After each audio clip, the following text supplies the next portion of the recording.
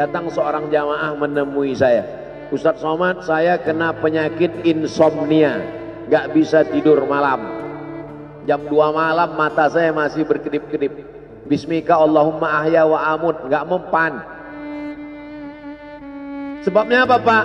Sebabnya saya beli tanah. Setelah beli tanah, tanam kelapa sawit, dipupuk, dijaga, 3 tahun berbuah. Pas mau dipanen, sudah dipanen orang duluan. Ternyata tanahnya bermasalah, dibawa ke pengadilan, dia yang menang. Akhirnya sampai jam 2 malam gak bisa tidur. Apa yang terlintas dalam pikiran? Kenapa beli tanah, kenapa tanam sawit, kenapa beli tanah, kenapa tanam sawit, kenapa diambil orang, kenapa dulu gak ternak ikan aja, kenapa gak ternak puyuh. Berbulan-bulan gak bisa tidur. Akhirnya pergi ke psikiater. Pak psikiater, ya saya sudah 2 bulan gak tidur-tidur Pak psikiater. Akhirnya Pak psikiater buat resep. Ini obatnya, yang ini dimakan sebelum makan, yang ini dimakan setelah makan, yang ini 3 kali, yang ini 2 kali. Akhirnya memikirkan resep itu, makin gak bisa tidur. Dimakan, tertidur. Dosisnya habis, terbangun. Kenapa beli tanah, kenapa tanam? Setelah dimakan, muncul masalah baru. Terlalu banyak makan obat, terjadi kekacauan tubuh. Akhirnya kena buah pinggang, muncul masalah baru. Sampai akhirnya saya ketemu MP3 Ustadz. Saya dengarkan sebelum tidur malam. Begitu saya dengar, saya tertidur. Makanya saya tidak marah kalau ada jamaah tertidur. Itu menunjukkan jiwanya tenang. Karena dia tidak kena penyakit insomnia. Orang Amerika, orang Eropa, mobilnya mewah, apartemennya cantik, rumahnya megah, duitnya banyak, dolarnya bejibun, gak bisa tidur karena masalah hidup dunia. Kita naik angkot kelewatan gang.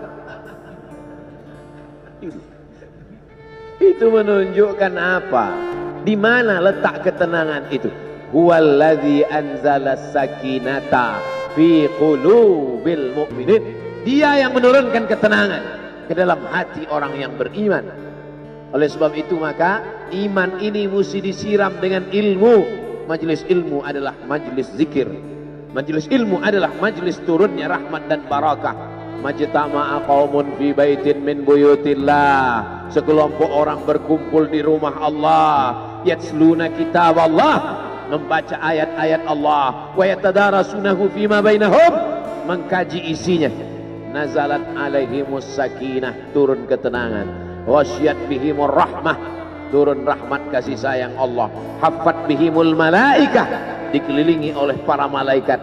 Wa dzakarahumullahu fi man indah, dibanggakan Allah Ta'ala dengan para malaikat. Tadi malam ketemu dengan murid dari Syekh Muhammad Yasin bin Isa Al-Fadani di Zawiyah Raudhah. Ketemu, cium tangan, barokah, zikir, sholawat, tenang jiwa. Lalu kemudian subuh ini ketemu dengan Abah Raud, ketemu dengan para penghafal Quran, ketemu dengan santri-santri, tenang jiwa. Tidak ada yang menenangkan jiwa ini selain daripada majlis zikir, majlis ilmu. Betapa meruginya ayam-ayam mati di lumbung padi. Benih tidak disiram, mati. Benih yang disiram dengan majlis ilmu tumbuh, tapi tidak berbuah. Maka mesti disiram pakai pupuk buah. Datang konsultasi, ini kenapa tidak berbuah? Kenapa ini tidak berbuah? Karena ternyata dia mesti diamalkan. Sudah dapat ijazahnya, sudah talaqi, sudah halaqah, kenapa enggak berbuah? Belum diamalkan. Paksa-paksakan diri sebelum tidur malam, wudhu dulu, sholat witir. Paksa-paksakan diri bangun malam, tahajud. Paksa-paksakan diri siang, sholat qabliyah, sholat ba'diyah. Paksa-paksakan diri pagi, sholat duha. Paksa-paksakan diri, sholat subuh berjamaah. Barulah dia berbuah. Kalau dia tidak berbuah, dia hanya sekedar pokok kayu yang hanya membuat sampah saja. Tapi paling tidak tempat orang bernaung di bawah ketika panas. Tapi manfaatnya tidak sesuai karena yang ditunggu itu buahnya. Masa pohon kayu rindang besar tidak berbuah, sementara semangka yang kecil buahnya besar. Oleh sebab itu maka mesti berbuah. Benih disiram, berbatang, berputih, berbuah. Buahnya ranum, cantik dan indah. Begitu dibelah tak bisa dimakan. Kenapa? Ulat semua isinya. Oleh sebab itu mesti dijaga. Benihnya disiram. Apa yang bisa menjaga ini? Diprotek dia. Kenapa apel tidak dimakan ulat? Bukan karena ulat tidak sanggup beli apel, tapi karena disemprot pestisida. Ulat tahu ini ada pestisidanya, maka dia tidak makan. Kita nggak tahu, dimakan. Ikan asin tidak dikerubungi lalat. Tidak ada satupun lalat yang hinggap di ikan asin. Kenapa? Karena lalat tahu ikan asinnya pakai formalin. Manusia nggak tahu. Pintar mana manusia dari lalat? Jangan jawab. Akhirnya orang makan, menumpuklah pestisida dan formalin dalam darah. Apa namanya? CANCER, cancer. Karena dia tidak larut dalam tubuh. Yang lain-lain larut. Makanan-makanan larut menjadi energi, menjadi sampah, dibuang menjadi kotoran. Sama seperti daun, kalau jatuh ke tanah larut menjadi pupuk, tapi plastik tidak larut, maka plastik sampah bertebaran. Oleh sebab itu maka ini mesti dijaga. Apa yang bisa menjaga buah apel supaya tidak berulat? Jagalah dia dengan ikhlas. Kamu kenapa nggak ke masjid? Saya kalau ke masjid riak, maka saya nggak ke masjid biar ikhlas. Tarkul amal li ajlin nas riak. Kata Imam Fudail bin Iyad, tarkul amal li ajlin nas riya. Tidak jadi beramal karena takut dipuji orang, riya. Wal amal li ajlihim syirik.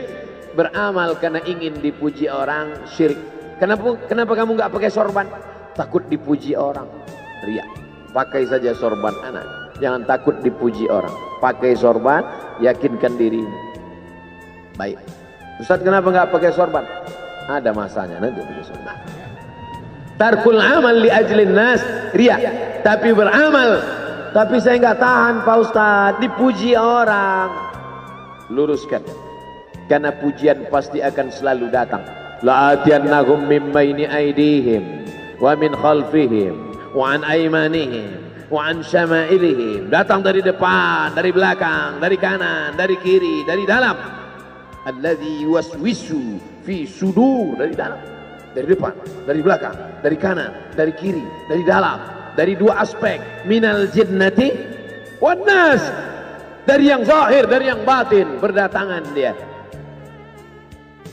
La ughwiyannakum, aku akan goda anak cucu Adam. Sampai kapan? Madamat arwahuhum fi ajsadihim, selama roh masih bersemayam dalam jasad, selama masih hidup, dia terus menggoda. Kapan kita berhenti dari godaan ini? Nanti setelah terbaring, terbujur kaku, bahkan sampai mau sakaratul maut pun dia tetap menggoda. Itulah makanya orang berzikir tidak bisa digoda waktu sakaratul maut. Kenapa? Karena la ilaha illallah akan terngiang di telinganya. Subhanallah walhamdulillah wa la ilaha illallah wallahu akbar. Subhanallah walhamdulillah wa la ilaha illallah wallahu akbar. Kalau itu diucapkan sekali, 10 kali, 100 kali, 1000 kali, terngiang dia di telinga kita. Bahkan ketika kita mau tidur malam pun terngiang dia. Bahkan ketika kita mengigau di tengah malam pun itu yang terngiang. Maka saat mau sakaratul maut pun itu juga yang akan datang. Apa yang kau ucapkan, apa yang kau dengar, apa yang kau pikirkan, apa yang kau renungkan, itu yang akan datang waktu sakaratul maut. Seorang bapak sudah diponis dokter, panggil istrinya, panggil anaknya, bawa ini ke rumah,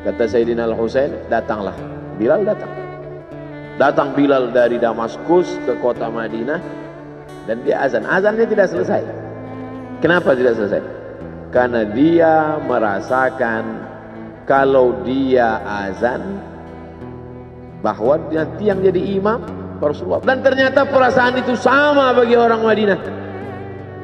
Orang Madinah mendengar suara itu dulu lama sekali, dulu 3-5 tahun yang lalu. Dan kalau sudah suara itu terdengar, pasti nanti imamnya adalah Rasulullah. Ramai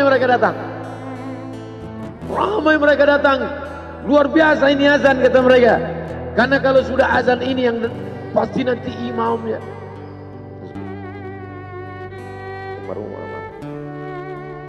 Al-Fatihah. A'udzubillahi minasyaitonir rajim. Bismillah. Alhamdulillahirabbil alamin. Arrahmanir rahim. Maliki yaumiddin. Iyyaka na'budu wa iyyaka nasta'in. Ihdinas siratal mustaqim. Shiratal ladzina an'amta 'alaihim ghairil maghdubi 'alaihim waladdallin. Amin.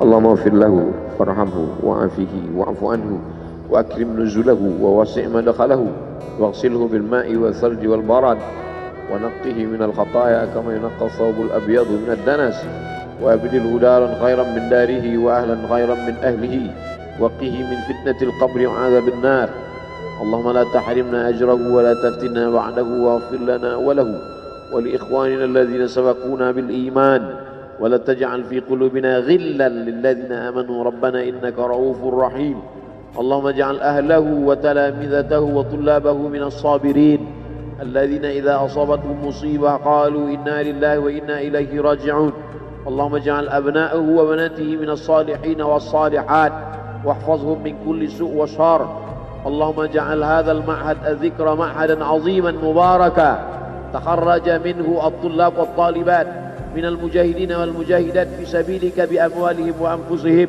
اللهم احفظهم من الظلمات اللهم أخرجهم من الظلمات إلى النور اللهم وفقنا لما تحبه وترضاه اللهم اجعل أبناءنا وبناتنا من حفاظ القرآن والحافظات اللهم اجعل قبره روضة من رياض الجنان لا تجعل قبره حفرة من حفر النيران وصلى الله على سيدنا ومولانا شفيعنا وذخرنا محمد وعلى آله وصحبه وسلم والحمد لله رب العالمين. Kalau sayang dengan almarhum, hidupkan majelisnya, ramaikan, bangkitkan semangat, tunjukkan kepada Allah Subhanahu wa taala bahwa kita cinta. Sab'atun yudhilluhumullah, 7 orang yang dapat naungan yauma la illa dhilluh, hari itu tak ada naungan kecuali naungan Allah. Rajulani, 2 orang tahabba fillah, berkasih sayang karena Allah, ijtama'a alaih, bersama karena Allah, wa tafarraqa alaih. Saya berharap saya dengan almarhum, saya dengan Abah Raud, saya dengan para sahabat termasuk yang mendapatkan naungan ini. Saya dengan almarhum tak ada hubungan kepentingan, kami tak ada hubungan politik, kami tak ada hubungan ekonomi. Kami murni karena la ilaha illallah Muhammad Rasulullah. Alaiha nahya, dengan itu kami hidup. Wa alaiha namutu, dengan itu kami mati. Wa biha nub'atsu insyaallah, dengan itu juga nanti kita akan dibangkitkan. Sayang dengan Nabi, hidupkan masjid-masjid. Sayang dengan ulama, hidupkan majlis-majlisnya. Jaga peninggalan-peninggalannya. Lanjutkan perjuangannya. Itu bukti sayang. Sayang bukan di tepi bibir, sayang bukan basa-basi. Oleh sebab itu kita akan dituntut di hadapan Allah tentang nikmat besar ini. Mudah-mudahan kita lulus ujian dunia, ujian akhirat. Amin ya rabbal alamin. Terima kasih segala perhatian. Mohon maaf segala kesilapan dan kekhilafan. Jangan lupa salat sunat isyraq 2 rakaat. Terima kasih. Wassalamualaikum warahmatullahi wabarakatuh.